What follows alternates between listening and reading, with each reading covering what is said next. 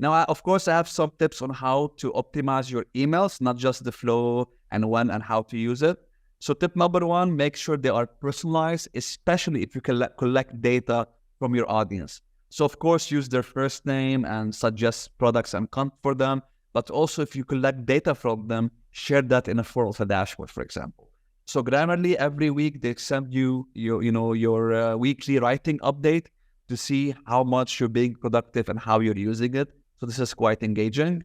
Tip number two, make sure to have an engaging subject line. When we talk about YouTube marketing, they tell you when you want to launch your YouTube videos, focus on the thumbnail because that's the first thing people will see before they click on the video. If it's not good, people won't watch it. The same thing is with your email. If your subject line is not catchy, nobody will click on the email and read it in the first place. So a few tips, keep it short, let the readers know what's ahead, and add a sense of urgency. So if you're promoting educational content, you can use the buzzword like how, what, and why, which is what Neil Patel does. He's like a genius at this. You can see how to get your first 10,000 subscribers. This is how you get more from your Google ads. How to rank a site without writing content. So use buzzword how, why, and what. And for promotional content, if you're having, a discount, make sure it's there in the subject line in caps. Like 48 hours only, 36 hours only, 5 hours only. And you can use Chat GPT to help you create this subject line. Just tell it exactly what you want. If you wanted to use the buzzword how, why, and what, tell it.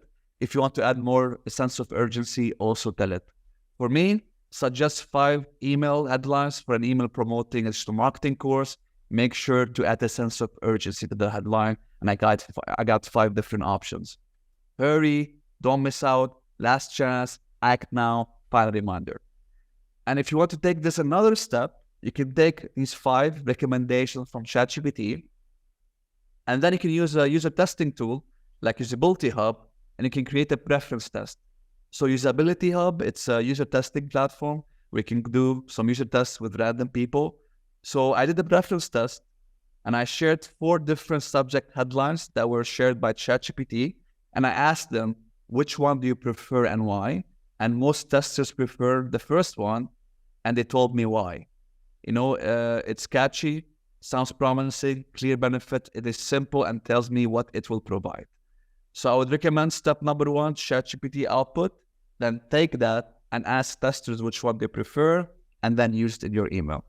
That's, I think, how a great way of doing this. Another tip, make sure that your emails are easy to scan.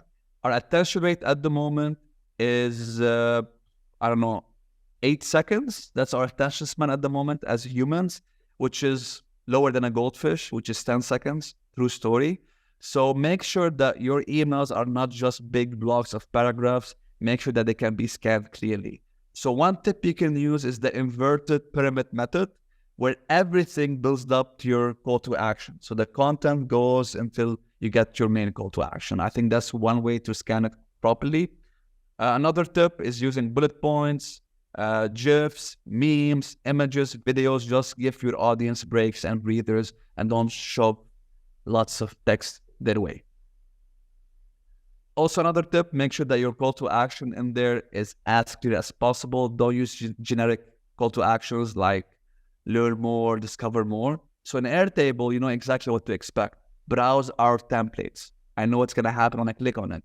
So avoid learn more and discover more. Be specific with your call to action and make sure to optimize for mobile, because nowadays 47% of people, they use their mobile to check their emails. So make sure it's responsive for both desktop and email. And for me, when I talk about responsiveness, just make sure that your call to action on mobile is above the fold.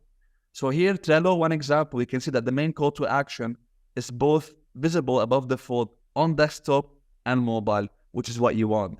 Because most probably your audience won't scroll down to read the rest of the email. So make sure that your call to action is above the fold when they see it and when they click on it.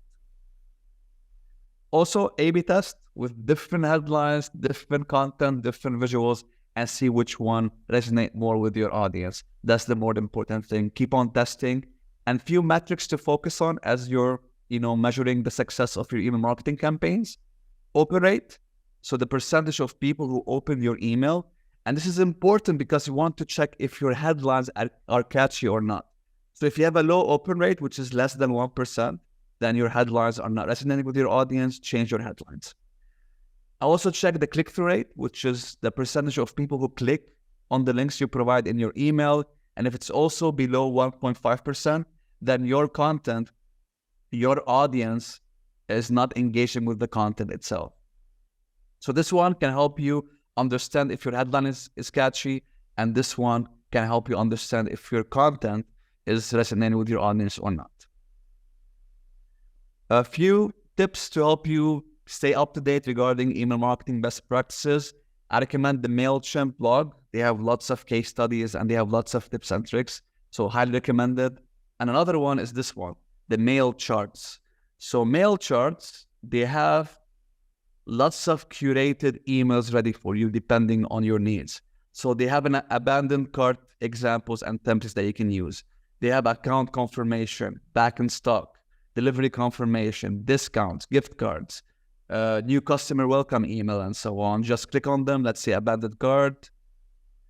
Let me know this one's not working. Let's say browse abandonment. You can see they have more than 217 emails that you can check and see which one might work for you, and you can see it. So also great resource for inspiration, which is mail charts.